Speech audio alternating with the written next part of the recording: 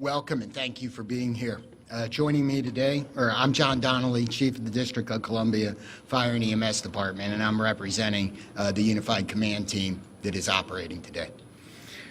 I'm joined today by Deputy Mayor Lindsay Appiah, Metropolitan Police Department Assistant Chief Jeff Carroll, Clint Osborne, the Homeland Security and Emergency Management Agency Director for the District of Columbia, the Military District Washington, the Metropolitan Washington Airports Authority, and both their fire and police chiefs, the United States Coast Guard, the Maryland State Police, the Virginia Department of Emergency Management, and the Virginia State Police.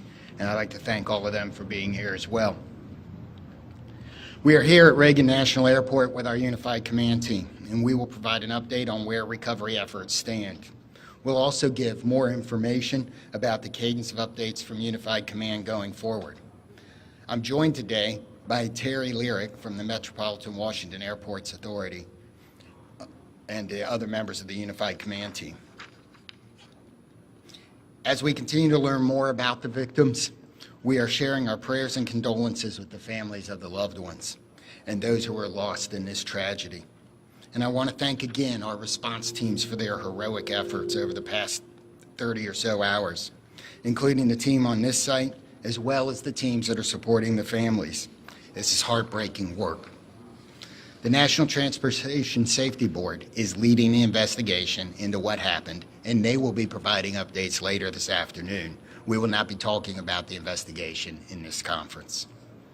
So Terry Lyric from the Metropolitan Washington Airports Authority will now provide an update on airport operations, and then I will update you on the activities since our last briefing and the activities over the next operational period. Thank you, Chief. Again, my name is Terry Lyric. I'm the Vice President Airport Manager of Reagan National Airport. Just kind of wanted to give an update on where we stand. As we know, the airport is open and operating. We are in a reduced capacity and a reduced arrival rate due to the proximity of the recovery site. We do have 2 of our 3 runways that are closed. So as always, we do want to encourage passengers to reach out to their airlines for any potential flight delays. Typically a full schedule here at National Airport would encompass about 800 flights a day using those 3 runways. We've had several, obviously, cancellations yesterday. Airlines are resuming as much as possible normal operations. I think we have about 100 flights or so canceled today. I do want to just recognize a lot of the airport teams who work behind the scenes, and we are here to support and coordinate with the ongoing recovery efforts, as well as working with NTSB in their investigation. With that, I'll just turn over my remarks to the next speaker. Thank you. Thank you.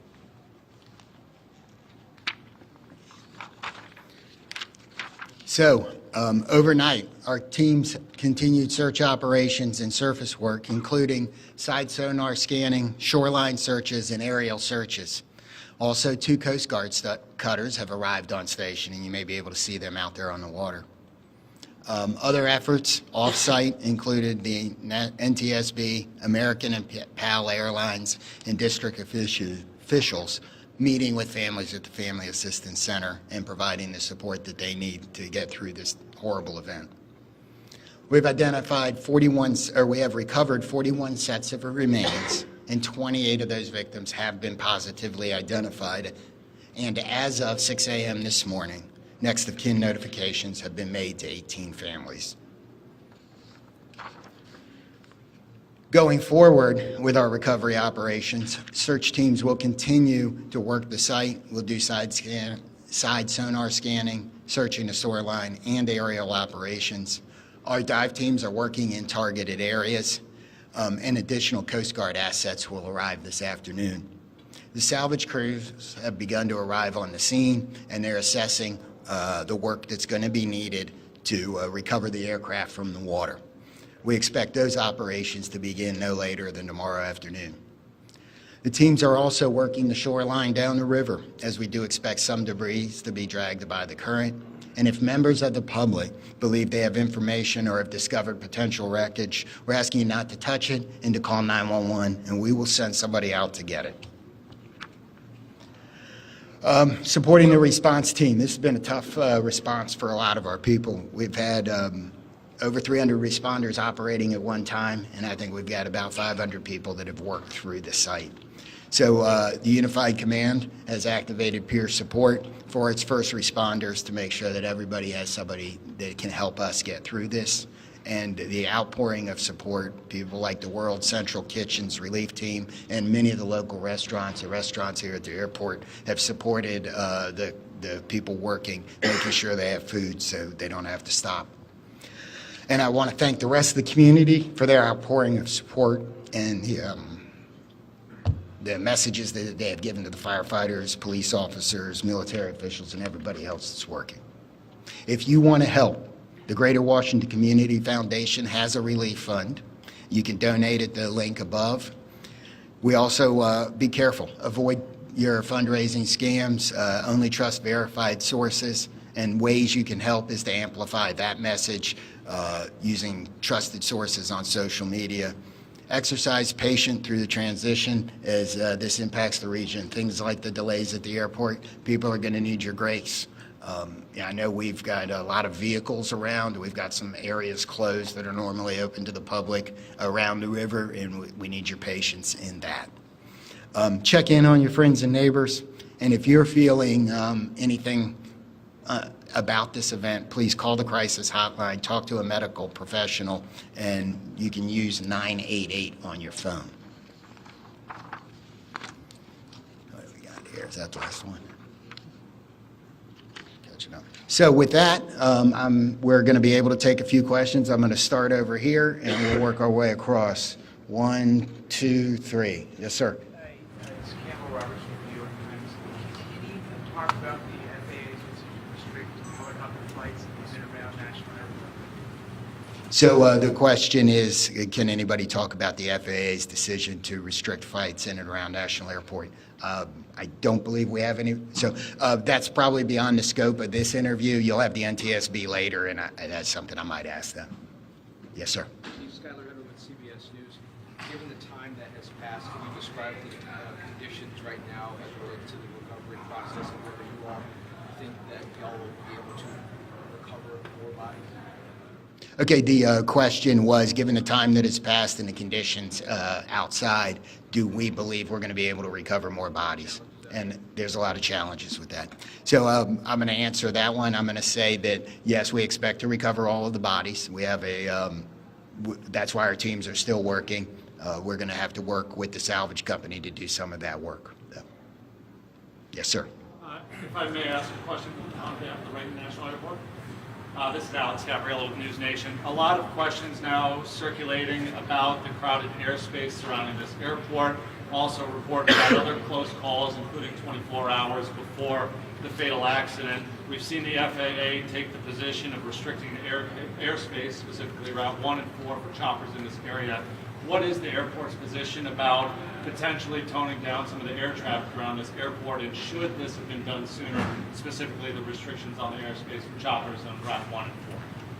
Restate the question. Yeah, sure. The question was regarding air traffic, helicopter routes up and down the Potomac, right? That is an FAA responsibility. The airspace is controlled by the FAA. The airport does not have any responsibility outside of the surfaces, the airport itself. But most certainly this has been conversations that you've had, and when it comes to safety for the airport, for the passengers that come in and out of D.C. Absolutely. The FAA does regulate the airport, and we follow all FAA safety regulations. Again, all I can say is the FAA is responsible for the airspace. Very briefly, a question for the chief. Sir, how long do you expect it to take for the salvage to be removed from the river, to recover the bodies and do everything that's necessary to bring closure for these families? So we're working as fast as we can. I'm not going to be able to give a timeline on that as there's a lot of unknowns. But we hope that we have we have more salvage equipment here tomorrow, and that operation could begin then. So next three questions. 1, 2, 3. Yeah, Chief Perry Russell, ABC News. How is weather affecting recovery efforts? Rain today, rain forecast later. What are the elements inside the river? How has all of this affected recovery? So the question is, how does the weather affect the recovery operation? In my view, it may slow it down slightly, but all of the units out here, all of the people work year-round in all conditions. We're going to be careful. We're going to make sure we don't hurt anybody else, but the weather we've seen so far is weather we can work in. If that were to change, that would affect it, but we haven't seen that. I would get one question at a time. Yeah. Chief, you talked earlier about access to the site and to gain access to that area. We don't think that ice was a real problem that day, but the John Glenn has been out of service for some time. Do you have an update on when that vessel can be put back? So the question is access to the site, and the John Glenn is the fireboat for the District of Columbia. So what I referred to on access to the site is things like Gravelly Point being closed and that being lost as a local recreation area while we're working. There was some ice on the river. We made good access to the site with everybody else. The John Glenn, as has been reported, is one of the district's fireboats. It is not the primary asset for this type of operation, and while it's in the shop, it didn't affect anything, and we hope to have it back by this summer. Yes, sir. Mr. Lyric, I have a follow-up question about the runway closures. Grady Trimble with Fox. So you said 2 of 3 are closed because of their proximity to the crash site. Yeah. Can you explain why they remain closed? Sure, absolutely. So the question is, why are 2 of the 3 runways here at National Airport closed? So if you're familiar with the runway configurations here, we have a main north-south runway, and we have 2 what we call crosswind runways. The 2 crosswind runways, if aircraft were to take off or land over the aircraft recovery site that is out there right now, those would be impactful to the operation. So we've elected to keep those runways closed. And to follow up, how long do you expect that to remain the case? And are you saying that if there are still recovery teams in the Potomac, then there's no chance that these 2 runways are going to open? And how does that impact? Yep, sure. So the question is asking how long we anticipate those runways to be closed. That's a dynamic situation. We've worked with the FAA. I think what we've communicated is we anticipate, our expectation is a week. However, we'll reassess on Monday, and as the recovery efforts go, it's a fluid situation, obviously. Yep. Okay, Paul here and there. Chief, by talking salvage, can you confirm that you're not going to be able to recover the remaining bodies until you're able to get the fuselage off the floor of the river and onto a barge? And then my follow-up to that is, are you making an effort today to get into the helicopter to recover those 2 bodies? So the question is, do we believe we have to lift the aircraft out of the water in order to finish and find the rest of the remains? And the second part of the question was, are we focused on the helicopter today? And the answer to the first question is yes. I believe for us to recover the rest of the remains that we are going to need to get the fuselage out of the water. The second part of the question is yes, a lot of our operations, not all of them, but a lot of our operations today are focused on the helicopter. Yes, ma'am. Yeah, this question is for Mr. Leonard. From National NBC. Can you confirm sufficient staffing moving forward in the tower? I don't know if that's in your scope or if that's... It's not. So the question was regarding staffing in the air traffic control tower. That's outside my scope of responsibility. Chief Donelly, can you talk a little bit about the toll this has taken on your teams, and specifically how many people still remain? I know on day 1 there were upwards of 300 mutual aid. Who's still out there? So, this is an incident where even if it doesn't affect you right now, it's probably going to affect you later. It'll be something that you think about. So in emergency services across the board, we have support teams. The National Capital Region, all of the departments do, so they've been activated. The International Association of Firefighters regional peer support team has been activated to help support. And the incident management team, as they rotate responders through the scene, are making sure that there are opportunities for them to get the assistance they need. I'm going to ask the Virginia State Police to talk about the peer support he's doing a little bit. I'm First Sergeant Blank with the State Police in Virginia. We are working with our partners. MWA is leading the support for the effort for peer support, but I'm here in support of that effort, and we have several regional partners that are contributing to that, including mental health professionals who are on site from ANOVA and from from a nonprofit in the area that are providing support. The Virginia Law Enforcement Assistance Program is also planning to send support, and all of the most of the public safety agencies in the region are providing personnel to assist with that effort. Yes, ma'am. Marielle Carbone with DC News Now. I know that this is an unpleasant question for you, Chief, but we've been hearing reports from people that live along the river of potentially seeing partial remains coming up on shore, that people are seeing these. Is that anything you're hearing, or is that why you're keeping people away from some of these shore areas? So we're not keeping anybody away from the shoreline for any of those reasons. If we've closed off an area like Gravelly Point here, it's because we have emergency access vehicles coming in and out, and we need the access to the river. We have received some 911 calls about either debris or remains. I don't know that we've actually found any remains. We've certainly picked up debris from those 911 calls. So we're going to do 3 more and go 1, 2, and 3 in the back. Yes, sir. Thanks, Chief. Jonathan Kersley from Channel 9 Australia. This is a question for Terry. Terry, is Vice President and Manager of this airport, what concerns have you had specifically about the congested airspace, and have you ever raised those directly with the FAA? So again, the United States airspace is the safest in the world. Safety is one of our top priorities, and we continue to ensure that the airport is safe for operations. To follow up on that, it wasn't safe in this instance. There have been near misses here before.